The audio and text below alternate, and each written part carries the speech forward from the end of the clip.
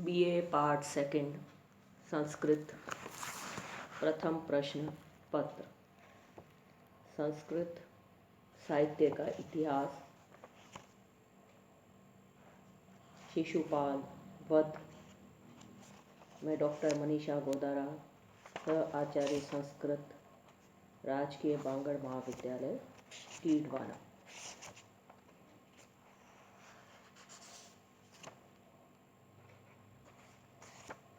शिशुपाल वध के कर्ता का नाम माघ है।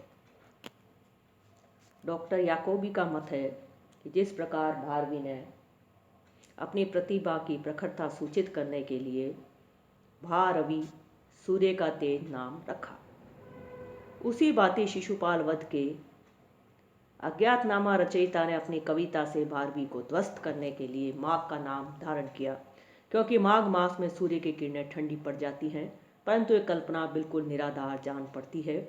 शिशुपाल वध के कर्ता का व्यक्तिगत नाम ही माघ है, उपाधि नहीं। माघ की जीवन घटनाओं का पता भोज प्रबंध तथा प्रबंध चिंतामणि से लगता है। दोनों पुस्तकों में प्राय एक सी कहानी दी गई है। माघ ने ग्रंथ के अंत में अपना थोड़ा परिचय भी दिया है। इन सबको एकत्रित करने पर माघ के जीवन की रूपरेखा को हम जान सकते हैं।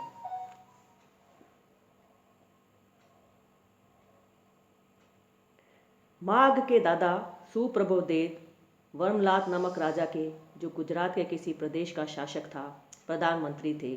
अतः माघ कवि का जन्म एक प्रतिष्ठित धनाढ़ ब्राह्मण कुल में हुआ था। इनके पिता दत्तक बड़े विद्वान तथा दानी थे। गरीबों की सहायता में इन्होंने अपने धन का अधिकांश भाग लगा दिया। माघ का जन्म भीनमाल में हुआ था। प्रसिद्ध ज्योतिषी ब्रह्मगुप्त ने 625 ईस्वी के आसपास अपने ब्रह्मगुप्त सिद्धांत को यहीं बनाया। इन्होंने अपने को भीनमलाचार्य लिखा है। भीमसेन ने भी इसकी समृद्धि का वर्णन किया है। पिता की दानशीलता का प्रभाव पुत्र पर भी पड़ा। ये भी खूब दानी निकले। राजा भोज से इनकी बड़ी मित्रता थी। राजा भोज का इन्होंने अपने घर पर बड़े आव भगत से सत्कार किया। धीरे धीरे अधिक दान देने से निर्धन हो गए। यह धारा का प्रसिद्ध राजा भोज नहीं हो सकता। इतिहास इसे असंभव सिद्ध कर रहा है। अतएव कुछ लोग भोज प्रबंध की कथा पर विश्वास नहीं करते, परंतु इतिहास में कम से कम दो भोज अवश्य थे। एक तो प्रसिद्ध धारा नरेश भोज 1010 से 50 ईस्वी थे तथा दूसरे भोज 7वीं सदी के उत्तरार्ध में हुए। संभवतः इसी दूसरे राजा के समय में माघ हुए थे।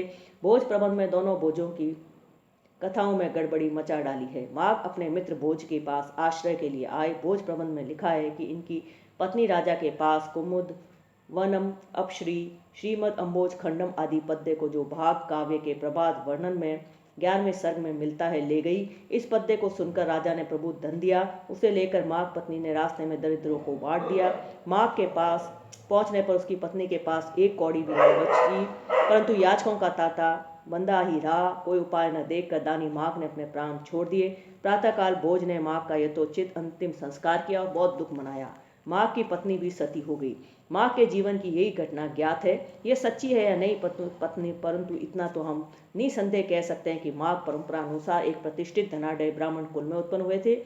जीवन के सुख की समग्र सामग्री इनके पास थी। पिता ने इन्हें शिक्षा दी थी। पिता के समान ये बड़े दानी तथा उपकारी थे। संभवतः भोज के यहाँ इनका बड़ा मान था।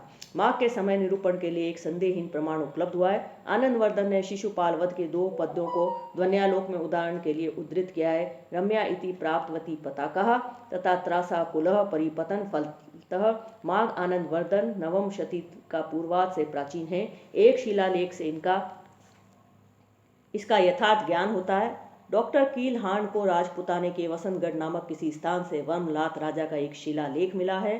शिलालेख का समय 682 अर्थात 625 ईस्वी है। शिशुपाल वध की हस्तलिखित प्रतियों में सुप्रभुदेव के आश्रयदाता का नाम भिन्न भिन्न मिलता है। धर्मनाम, वर्मनाम, धर्मलात, वर्णलात आदि अनेक पाठ भेद पाए जाते हैं। भीनमाल के आसपास के प्रदेश में शिलालेख की उपलब्धि से डॉक्टर कीलहांड वर्मलात को असली पाठ मानकर इस राजा तथा सुप्रभुदेव के आश्रयदाता को कि यथार्थ अभिन्न मानते हैं। अतः सुप्रभुदेव का समय 625 ईस्वी के आसपास है।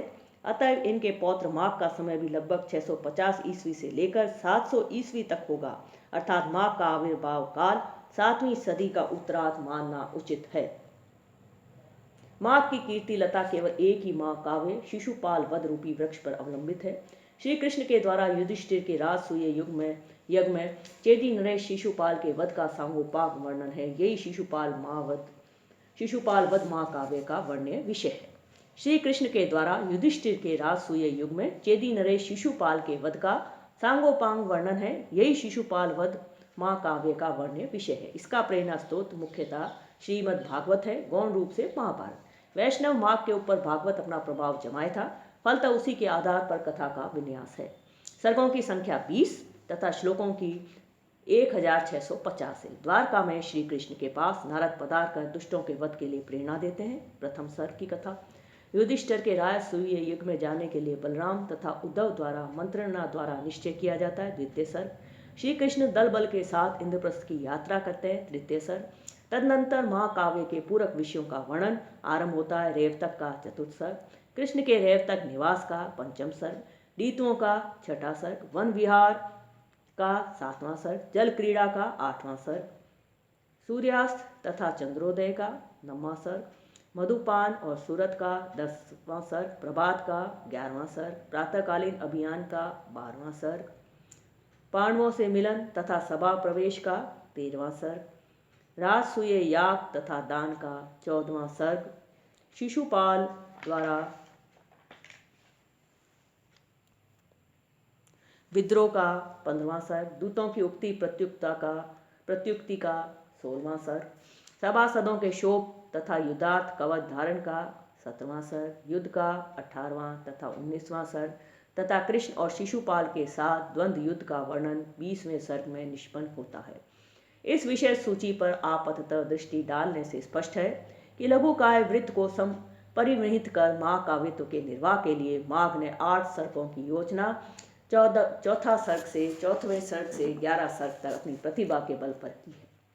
अलंकृत महाकाव्य की आदर्श कल्पना महाकवि माघ का संस्कृत साहित्य को अविस्मरणीय योगदान है, जिसका अनुसरण तथा परिग्रहण कर हमारा काव्य साहित्य समृद्ध, संपन्न तथा सुसंस्कृत हुआ है।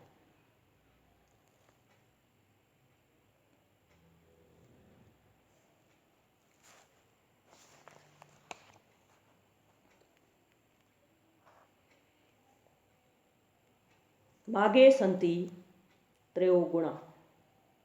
उपमा, अर्थ गौरव तथा पद लालित्य। इन तीनों गुणों का सुबह दर्शन हमें माघ की कमनीय कविता में होता है। काव्य की प्रधान घटना का मुख्य आधार भागवत पुराण ही है। माघ की काव्य शैली अलंकृत शैली का चूड़ांत दृष्टांत है, जिसका प्रभाव अवान्तर कवियों के ऊपर बहुत ही अधिक पड़ा। माघ परिष्कृत पद विन्यास के आचार्य हैं। सीधे साधे शब्दों में पदार्थ निरूपण ऊंचे काव्य की कसौटी नहीं है। प्रत्युत वक्रोक्ति से मंडित तथा शाब्दिक और आर्थिक चमत्कार के उत्पादक अलंकारों से सुसज्जित पद विन्यास ही माघ की दृष्टि में सच्चे काव्य का निदर्शन है। फलतः इनके काव्य में समासों की बहुलता, विकट वर्णों की उदारता, गाढ़ बंधों की मनोहरता पाठकों के हृदयावर्जन में सर्वथा समर्थ होती है। माघ के प्रवीण पद्य उस गुलदस्ते के समान है जिसे माली ने अनेक रंगीन फूलों के मंजुल मिश्रण से तैयार किया है और जो खूब कटे छटे नपे तुले विदग्ध जनों के मनोविनोद के लिए प्रस्तुत एक नयनाभिराम कलात्मक पदार्थ होता है। परंतु कई विशेषतः 19वें सर्ग में युद्ध के वर्णन के प्रसंग में चित्रालंकारों का बाहुल्य कवि की शाब्दिक चमत्कारिणी प्रतिभा का निर्देशक होने पर भी आलोचकों के नितांत वैरस्य का कारण बनता है। अर्थालंकारों का उपन्यास बड़ी मार्मिकता से किया गया है। माघ ने नाना प्रकार के लघुकाय गीति छंदों का प्रयोग कर अपनी सहृदयता तथा विदग्धता का परिचय दिया है। मालिनी छंद के तो माघ रसित आचार्य हैं। एकादश सर्ग में प्रभात के वर्णन में प्रयुक्त मालिनी की शोभा अप्रतिम है। माघ पंडित कवि हैं। इन्होंने नाना शास्त्रों के विषयों का उपयोग अपनी उपमा तथा उत्प्रेक्षा जमाने के लिए बड़ी सुंदरता से किया है। रेवतक के वर्णन में उद्भावित एक नवीन कल्पना माघ के घंटा माघ अभिधान का कारण बनती है। पर्वत की हाथी से तथा उनके दोनों ओर लटकने वाले सूर्य तथा चंद्र की घंटा से तुलना प्राचीन आलोचकों को इतनी अधिक रुचि कि उन्होंने मुग्ध होकर इन्हें घंटा माघ का विरुद्ध दे डाला। माघे सन्ति त्रयोगुणा। उपमा की सुषमा। नवीन चमत्कारी उपमा का विन्यास माँ की विशिष्टता है। माँ के पात्रों में खूब सजीवता है। रेवतक से बहने वाली नदियों के वर्णन में कवि अपने प्रेमी हृदय का परिचय देता है। अब शंकम अंग परिवर्चनोचिता चलिता पुरः पतिम उपेतुम आत्मजा अनुरोदितीव करुणेन पत्रिनाम विरुतेन वत्सलतया एष निम्न का। पहाड़ी नदियां कलकल शब्द करती हुई बह रही हैं। ये निडर होकर उसकी गोद में लोटपोट किया करती हैं। अतः वे रेवतक की बेटियां हैं। आज वे अपने पति समुद्र से मिलने के लिए जा रही हैं। इस कारण रेवतक चिड़ियों के करुण स्वर के द्वारा जान पड़ता है कि प्रेम के कारण रो रहा है। कन्या के प्रति गृह जाने के समय पिता का हृदय पिघल जाता है। वह कितना भी कठोर हो द्रवीभूत अवश्य हो जाता है। पीड़न्ते गृहिण कथम नु तन्या विश्लेष दुखई नवई। अतः रेवतक की पक्षियों के करुण स्वर से कन्याओं के लिए अतः रेवतक भी पक्षियों के करुण स्वर से कन्याओं के लिए रो रहा है। ठीक है, पिता का हृदय कोमल होता ही है।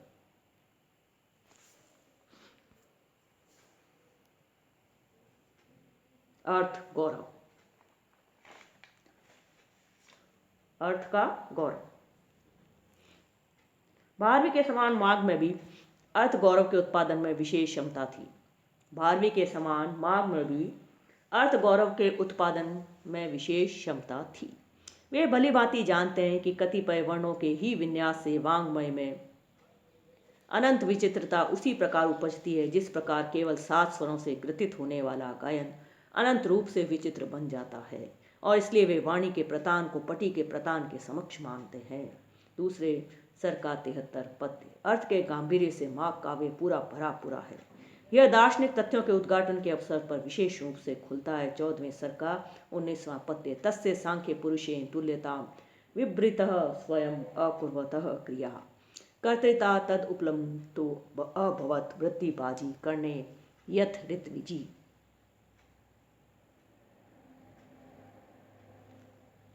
यज्ञ का वर्णन है। होम आदि क्रियाओं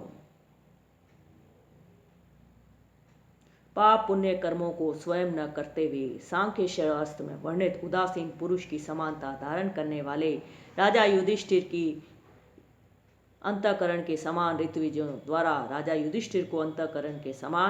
द्वारा अधिष्ठित यज्ञ की भावना से कर्तापन की प्राप्ति हुई।